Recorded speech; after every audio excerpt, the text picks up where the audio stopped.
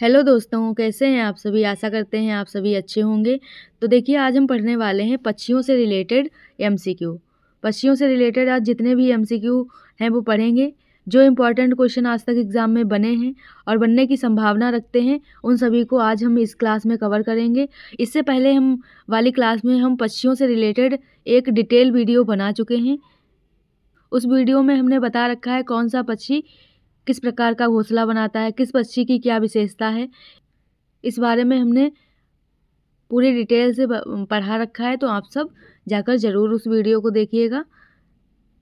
चलिए स्टार्ट करते हैं आज की हमारी क्लास।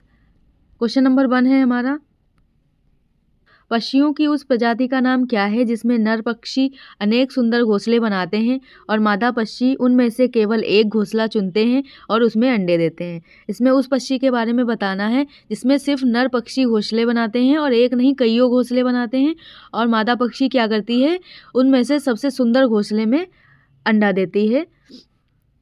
तो ऐसा कौन सा पक्षी है? कलचिड़ी, इंडियन रोबिन नहीं। इसका घोंसला कहाँ है, अपना घोंसला बनाती है पत्थरों, कैक्टस या मेहंदी की मेड़ के बीच में ये अपना घोंसला बनाती है। सनबर्ड ये लटकता हुआ घोंसला बनाती है। दर्जिन पत्तियों को सिलकर अपना घोंसला बनाती है। ऑप्शन नंबर डी हमारा सही हो जाएगा, बीबर। बीबर क्या करता है, अनेक घोंसले बनाता है और मादा बीबर क्या करती है, उनमें से केवल एक जो सबसे सुंदर घोंसला उसे लगता है उसमें क्या करती है, अंडे देती है। तो ऑप्शन नंबर हमारा डी सही हो जाएगा। नेक्स्ट क्वेश्चन है हमारा क्वेश्चन नंबर 2, वह पक्षी जो दिल्ली में सामान्य रूप से दिखाई देता है परंतु अब इस चिड़िया के बारे में जागरूकता बढ़ाने हेतु एक विशेष दिन मनाया जाता है क्योंकि शहरीकरण के कारण यह दुर्लभ हो गई है, वह चिड़िया कौन सी है? शहरीकरण के कारण क्या हो गया है, इस चिड़िया को अब देखना थोड़ा दुर्लभ हो गया है। ऐसा कौन सा पक्षी है? तो गौरैया। गौरैया सामान्यतः पहले घरों में देखी जाती थी, लेकिन अब इसको देखा जाना थोड़ा दुर्लभ हो गया है क्योंकि इनकी संख्या कम हो रही है। किस कारण से? शहरीकरण के कारण से। इसलिए 20 मार्च को क्या मनाया जाता है? गौरैया दिवस मनाया जाता है। क्या मनाया जाता है 20 मार्च को?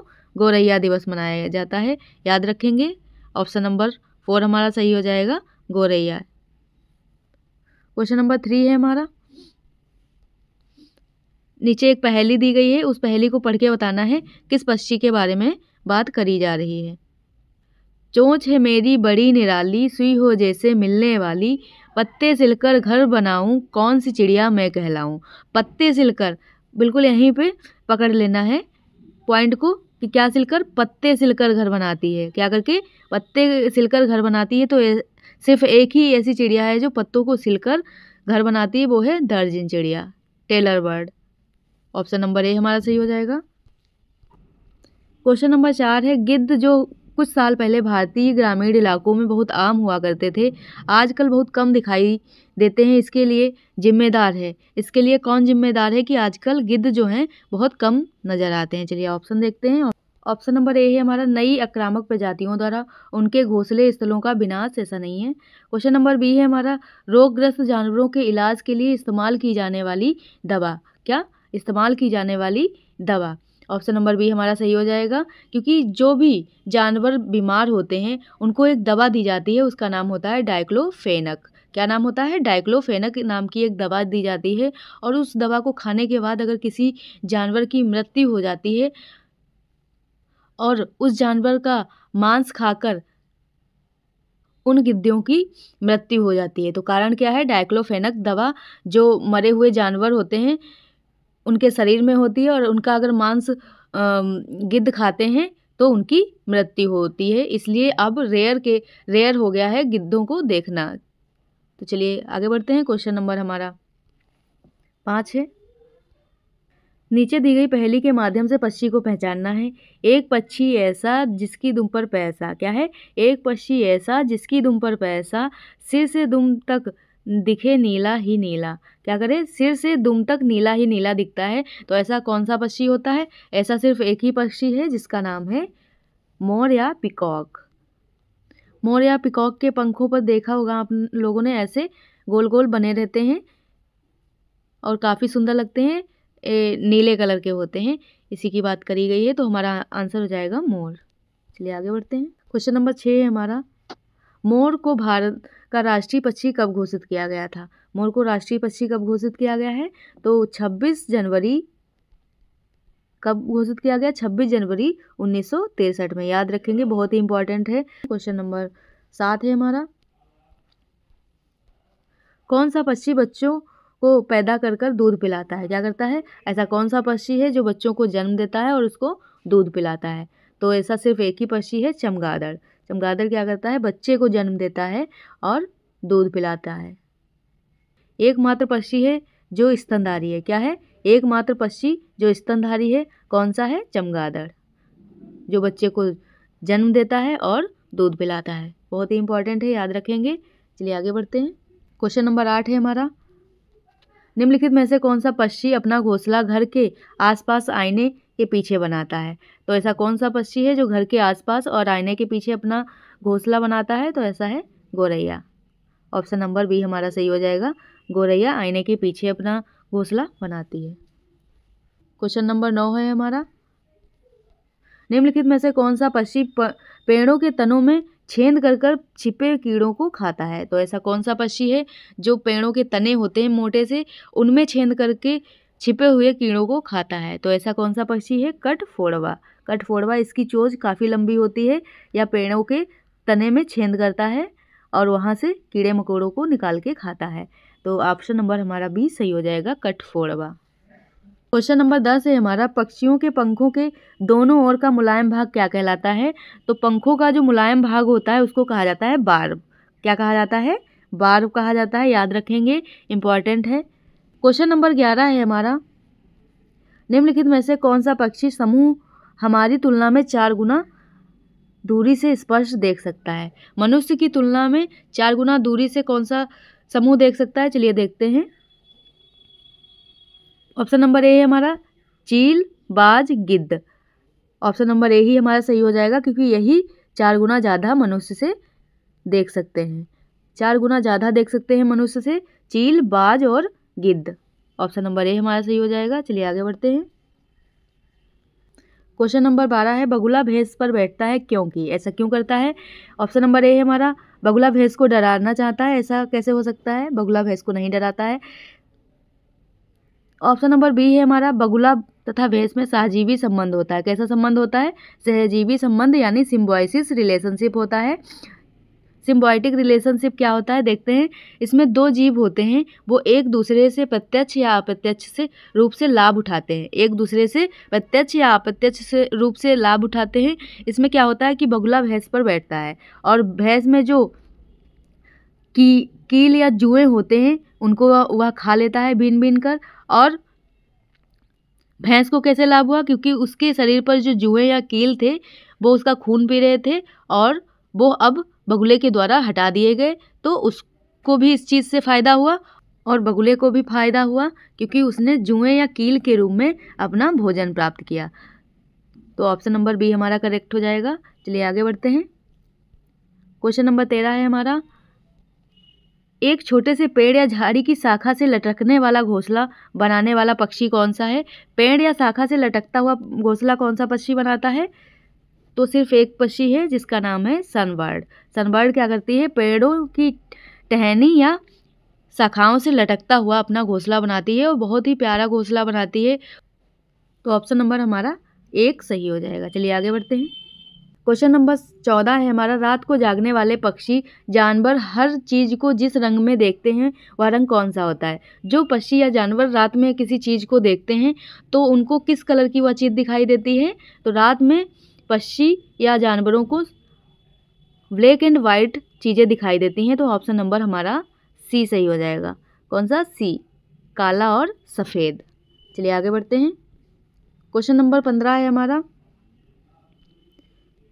पक्षियों के उस समूह को चुनिए जो अपनी भोजन संबंधी आदतों के आधार पर एक दूसरे से समानता रखते हैं।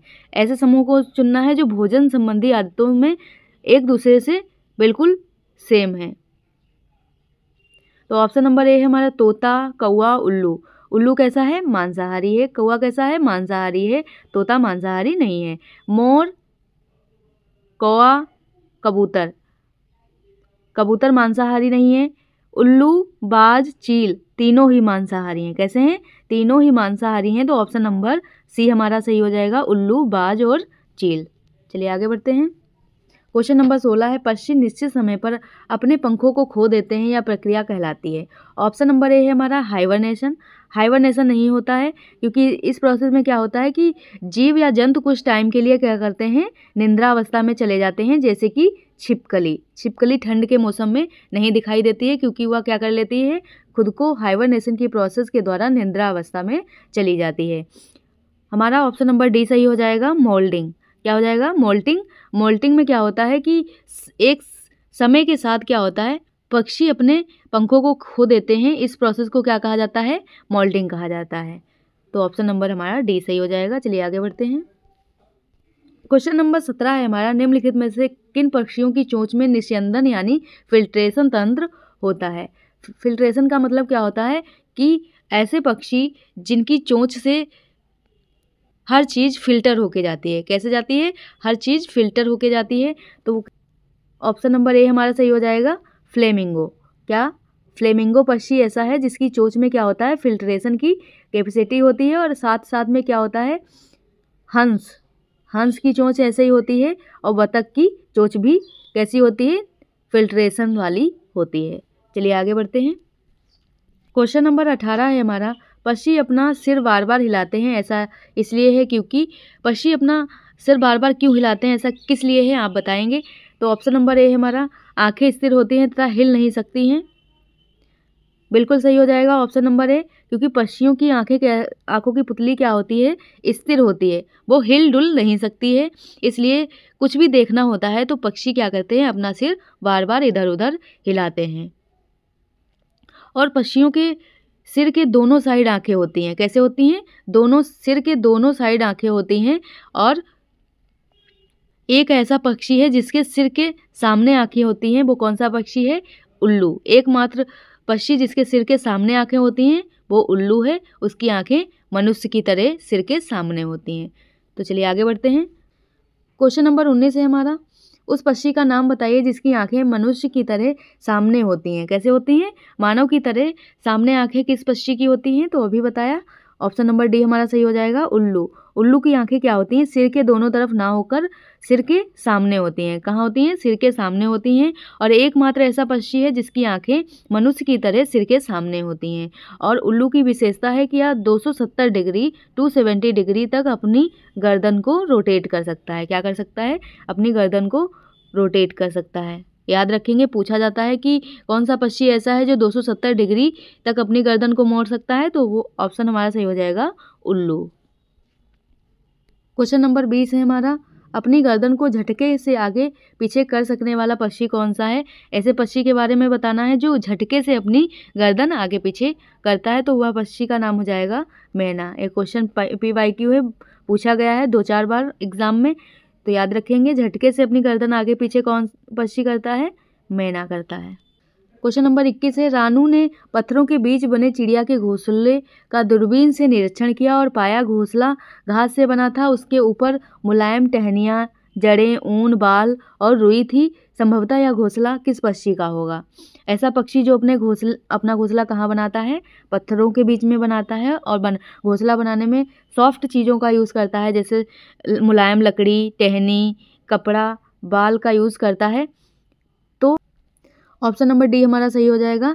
कलचड़ी या इंडियन रोबन अपना घोंसला कहाँ बनाती है? पत्थरों के बीच में बनाती है। और किस टाइप का मटेरियल अपने घोंसले में यूज़ करती है? सॉफ्ट चीज़ें अपने घोंसले में यूज़ करती है। मुलायम टहनियाँ, बाल, कपड़े, इन सभी चीज़ों का यूज़ करती है। और कहाँ अपना घोंसला बनाती है? पत्थरों के बीच में, मेहंदी की मेड़ में और कैक्टस के बीच में अपना घोंसला बनाती है। तो ऑप्शन नंबर हमारा डी सही हो जाएगा, इंडियन रोबिन। क्वेश्चन नंबर 22 है हमारा, निम्नलिखित में से कौन सा पक्षी अपना घोंसला घर के आसपास आईने के पीछे बनाता है? घर के आसपास और आईने के पीछे कौन सा पक्षी अपना घोंसला बनाता है? तो ऑप्शन नंबर बी हमारा सही हो जाएगा, गोरैया। गोरैया आईने के पीछे और घर के आसपास अपना घोंसला बनाती है। ये क्वेश्चन रिपीट हो गया है। क्वेश्चन नंबर 23 है हमारा, पक्षी अपना घोंसला क्यों बनाते हैं? बहुत ही कन्फ्यूज़न वाला सवाल है। अक्सर ऑप्शन ए सही कर देते हैं, क्योंकि उन्हें लगता है कि पक्षी अपना घोंसला रहने के लिए बनाते हैं, लेकिन पक्षी अपना घोंसला रहने के लिए नहीं, अंडे देने के लिए बनाते हैं। किस लिए बनाते हैं? अंडे देने के लिए बनाते हैं। और जैसे ही अंडों से बच्चे बाहर आते हैं वो घोंसला छोड़कर उड़ जाते हैं। तो ऑप्शन नंबर बी हमारा सही हो जाएगा। क्वेश्चन नंबर 24 है हमारा, कौन सा पक्षी अपना घोंसले में लोहे के तारों का प्रयोग करता है? तो ऑप्शन नंबर सी हमारा सही हो जाएगा।